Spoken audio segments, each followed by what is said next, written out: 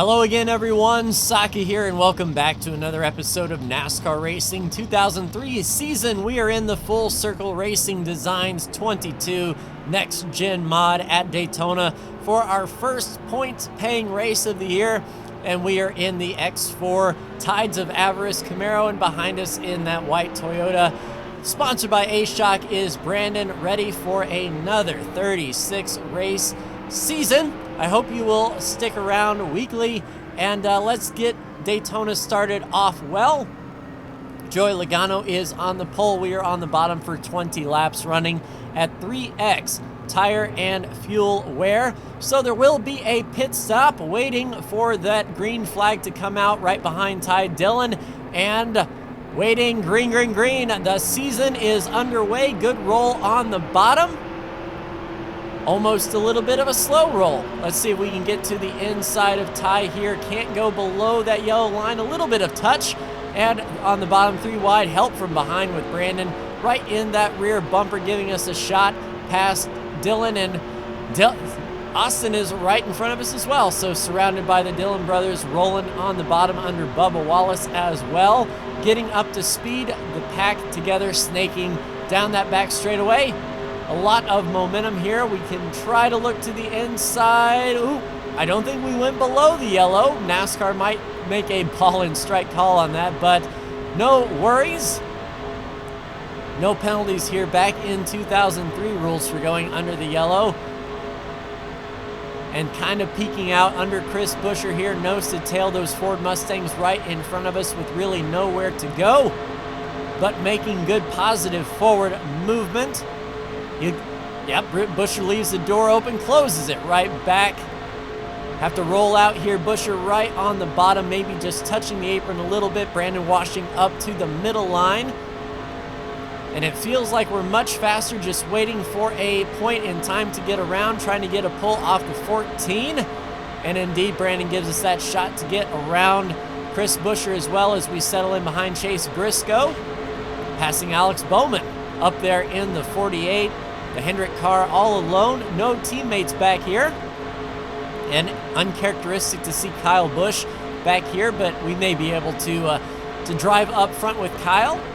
Second line seems to be dropping back just a bit. The bottom is where we're going to be making a lot of positive motion here. Oh, a little bit of a wiggle going into turn 1. Car unstable, being pushed in the corner, but, you know, we can catch it. It's certainly not out of control. Line forming up on the high side now. Not a whole lot of people on the bottom, but we will follow Kyle Busch single file. And the leaders still double file in front. It looks like William Byron side by side with Joey Logano. Ryan Blaney leaving that Ford out there as well. And not a whole lot of movement right back here in the back. Couple rows deep up there. So double file in front and just trying to maintain speed as best we can here, staying in the pack. And oh, that's a little bit of a bobble by Kyle Busch. We'll take that roll on the outside, try to carry that momentum around the 2 of Austin Cindric. Get the pull off of Reddick, and we can actually drop down to the middle. A nice shimmy. 3 cars for the price of 1. Brandon follows us through on the bottom. Looking to that middle lane. We might be able to make the middle work, but we'll think better of it. Tuck in right behind Kyle Larson there. And up in this lead pack, 2x2x2. Little bit of a check up there, not bad into the 5. Hendrick teammates right in front of us with Chase Elliott in the 9. Trying to get under Eric Jones and that 19 of Martin Truex Jr. as well. The bottom line seems to have stalled out. Top is holding us honest. If we can peek that yellow line, there we go, down to the bottom. Brandon with the push down the back straightaway to get under the 5. That will force Larson up to the second groove. We'll get the pull off of Chase Elliott as well. And only a few cars there on that outside groove. If we can single file up, we might be able to pull away from this pack, but all the cars still together. Throw a blanket under the entire pack. This is pack racing here at Daytona, and Chase Elliott actually gives us the bottom, and Eric Almirola moves up as well. Thank you very much, Chase. going up there to try to pick up the 5, but Martin Truex Jr. splitting them right in the middle. And carry a lot of speed down there on the bottom. As we're nearing halfway, we'll be pitting at about the halfway mark. If we pit any sooner than that, we won't have enough fuel to go the entire distance, so we'll have to at least go to lap 10. Looking under that 21 of Harrison Burton now and the 99 of Daniel Suarez, the Trackhouse Racing cars right in front of us with Ross Chastain. He may leave the door open there. Yes, indeed, right to the bottom. We'll go under the Trackhouse guys, put them 3 wide. Get the pull off Christopher Bell as best we can. Brandon's still right there on our rear bumper, helping us move forward. And that will push us forward very nicely. Good pull off the 20. A lot of energy here. Let's see if we can make the most of it down to the bottom. Bell tries to block. We'll get to his inside. Brandon following us down there right on that yellow line. Outside line is moving. That looks to be where the leaders want to run. Christopher Bell gives us no room on that outside, door to door. And I think we can make the move on Kurt Busch here as long as he leaves the door open. Yes, indeed. So more movement. Brad Keselowski out in front. Denny Hamlin on his outside. William Byron leads this Daytona 500. And solid push into the corner. The pack is forming up on the bottom. The second groove is disappearing just a bit as the race winds on. Kurt Busch still to our outside, getting that pull off of car owner Denny Hamlin. And Denny goes to the bottom under Keselowski. Ooh, shuts the door. That could have been dangerous, but what that allows us to do is use this energy. As Denny had to check up just a bit, we can get to his inside, see if we can carry this momentum forward. If Brad drops down to pick us up, yes indeed, we will go around on the bottom, keep Denny Hamlin to that outside, Brandon with the shot to the rear bumper. And we should be able to clear Hamlin by the time we get to the back straightaway. Yes indeed, middle of turns 1 and 2. Brandon will clear them as well, and we can settle in third behind Brad Keselowski and William Byron. No lap cars as of yet. It is a big track, and the pack is still formed up fairly well, so lap traffic should not be an issue here. Good pull under Keselowski and settling in behind William Byron. We are clear for second, and we need to make sure that we are on the bottom getting set up for pit stops. The AI cars have a tendency to wait for the last minute and then cut from the high line and drop all the way to the bottom, whether someone's below them or not. So we want to be sure to be on the bottom by the time that happens. As far as tires go, we could get away with right sides, or since we need a whole tank of gas, we could get the right sides on and wait on fuel, and I think that's what we're going to do. The bad part is we've qualified towards the back, so our pit stalls are going to be the first pit stalls coming onto pit road, meaning if everyone else comes with us, we're going to have a line of cars, so our outside's still coming on pit road when our service is done. So it might be a little bit tricksy getting off of pit road. Brandon looking to that inside. Chase Elliott really pushing, so the Hendrick guys giving us all we can handle here. Brandon helping us out with that touch to the rear bumper, trying to get under Willie B. And we are there. Got the spot, and we are looking to lead the Daytona 500, but it is about time for pit stop. So we are here on the bottom. Hopefully William Byron doesn't decide to pit with us and force us down below the white line. I've been tagged for entering the pits unsafely. You can't enter pit road too awful low, or the NASCAR tags you a bit. But here we come down pit road, 3,500 in second gear, getting it woed up, and it looks like there are some takers, and there's a car on pit road as well. We'll let Brandon have the bottom. He'll be right behind us, and we will be the stall right past the garage entry. All right, right side's on, boys. Let's go. And as I feared, there is a line of cars still coming. We have to be extremely careful, and they're choked up here. Kyle Busch trying to get into his pit. A little bit of body work, no worries. Let's get out to the grass as close as possible. And we'll be behind Kurt Busch and Chase Elliott. Unfortunately, let's get up to speed. Now, this particular track, Daytona Rising, has a very tricky apron.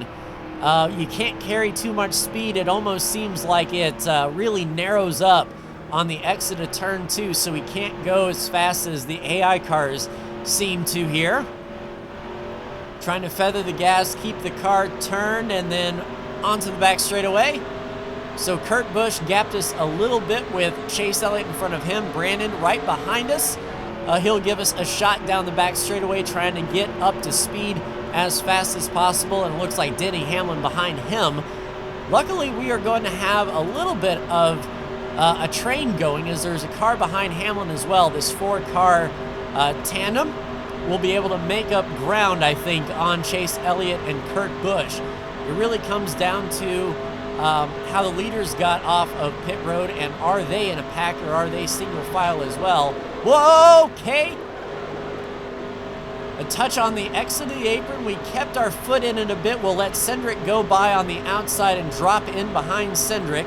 So no worse for the wear, really. I don't think we received any damage. We lost a little bit of speed, but as long as we can stay on the back of Cindric, we'll be okay.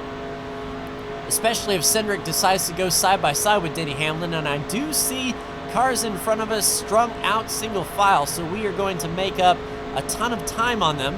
Looking in the mirror, there is a pack of cars coming, and if they stay nose to tail, they might catch up to us, as well as any late hitters coming off of pit road. They may throw a wrench into the works as well. We are certainly catching those cars in front of us.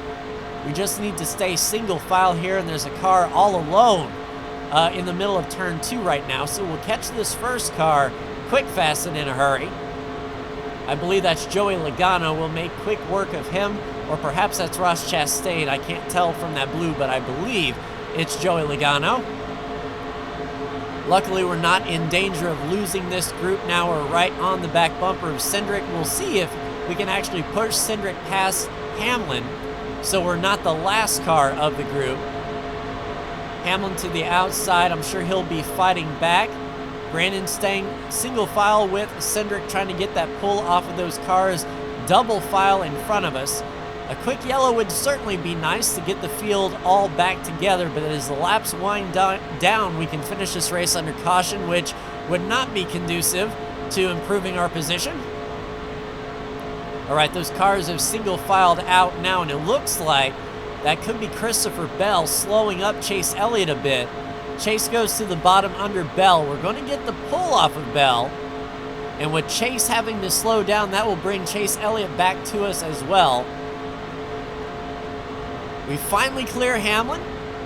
Not a moment too soon, as we have to go around the 20 of Bell, and it looks like he doesn't know. He doesn't have a hood or front clip at all. So we'll have to take a look at what happened to Christopher Bell, but we've caught up to Chase. Is Brandon going to push Chase forward? Nope, Brandon's going to go around Chase Elliott, put him to the outside, so Chase will be able to connect back to the back of our group. And if we can get that pull off of Kurt Busch, that would be ideal as well. Under the 2, trying to get as much of a pull off of Brandon as possible. No help from behind. Oh, if Denny would pull down and push us, that would be awesome. But luckily, Bowman out there to the outside will be able to latch on to him, and we are clear of the 2. So we might be able to give Brandon a push here going into turn 1, maybe catch up to Bowman a bit. The laps are still ticking off, and I believe that's the leaders there in turn 1 and 2. It looks like Brad Keselowski and Ryan Blaney. I don't think there's enough time for us to catch up to those 2, however, but we can catch up to this pack. That is for sure. Let's give a push all we can. Carry as much speed as we can around the 43. Wow. Eric Jones really slow on the backstretch. Denny Hamlin forces us up. So we'll have to maybe latch on to Brandon if he comes up to the top. He does. And Chase Elliott stays in line with us as well. In a perfect world, we can get behind Hamlin, but Chase looks like he will stay right glued to that rear bumper. We're going to be stuck on the outside. Hamlin moves up, leaving Chase all alone on the bottom, but down to the bottom, everyone else goes, and we will have to get behind Chase Elliott and try to re-rack them up again. But we are in a pack now. If we can push Elliott behind Hamlin, possibly, I'm not sure. Giving everything we can get. The leaders are side by side. Joey Logano leading this group. The 48 got shuffled out, so Alex Bowman will drop back to the back. Logano looks fast. We may be able to make some ground up, especially if these guys are on the top. Yeah, we'll pull right past the 48 and the 11 possibly. The 24 up really high. Possibly 3 wide with Brandon under Kurt Busch and William Byron. We'll take that. So make up 4 positions here, get those spots back, follow Chase Elliott down through to the bottom, see if we can get the run here. Looking to the inside, we have Hamlin behind. And unfortunately, not a big group of cars on the bottom, but William Byron is closing up to our rear bumper just a bit. That will help us push past Kurt Busch. Elliott's leaving a half lane open. We may be able to take advantage. Yes, indeed. If Brandon goes to pass Logano, we will be able to pull off of him. Byron right down to the bottom, not helping out his teammate. So keeping Chase Elliott hung out. There's the leaders side by side still. We're catching them, but I believe the laps are going to run out. There aren't too many more laps to go here. Hugging the bottom as best we can. We should be able to clear Chase. Not quite, still has a fender out there. William Byron not helping us out at all. Brandon moves down though. That helps us out a bit. Leaders are behind a lap car now, so if they can't get around that lap car, we'll be in like a dirty shirt. Trying to get caught up. I believe we finally cleared Chase. Waiting for Brandon to make that move under Logano. White. No, that's the checkered flag right there. So we will come across the line behind Brandon, and the leaders were right there. If we had a few laps, I think we would have caught him. Let's take a look at the top 10. Your first winner of 2022, Brad Keselowski, using the 38 of Todd Gilliland as a pick over Ryan Blaney. Big pack of cars for the top 10. Joey Logano comes across in 3rd. Brandon in 4th. We come across in 5th. Chase Elliott will come across the line in 6th. William Byron in 7th. 8th place, Denny Hamlin. And it was close between Alex Bowman and Kurt Busch, but Alex Bowman for 9th and Kurt Busch for 10th. Austin Cindric closing out the top 11. Lap 12, waiting for Christopher Bell to complete his service. It looked like a fuel-only stop. There we go. Bell driving, Denny Hamlin comes out, pow, center punches that radiator, and that is what caused Christopher Bell the damage. He would come in the next lap and remove that front clip. What we did not see, however, was the mess coming to pit road. Josh Bilicki slows up. Ty Dillon doesn't get the memo. Wrecking ball spins a 77 around in Austin Dillon. I would say nowhere to go, but he actually had plenty of room to go. But that is what DNF'd both Austin Dillon and Josh Bilicki. Yeah, it kind of makes you wonder what Austin Dillon was thinking, but there's your damage model for the 22 mod. The right front is gone off of Austin Dillon's car, and that was terminal for both of those Chevrolets. So let's look at the standings. The most important thing, Brad Keselowski will be in the playoffs. Everybody else separated by 1 point. It's the first race of the season. Each position's worth 1. We're not going to get a real look at who is competitive until about a quarter of the way through the season. But Kyle Larson is your cutoff driver. 1 over BJ MacLeod, 2 over Cole Custer, 3 over Bubba Wallace, 4 over Tyler Reddick. But that will do it for me in this episode, everyone. Like, share, and subscribe if you are so bold. Thank you so much for tuning in. And next week, we head to the West Coast for Auto Club Speedway at California. Take care.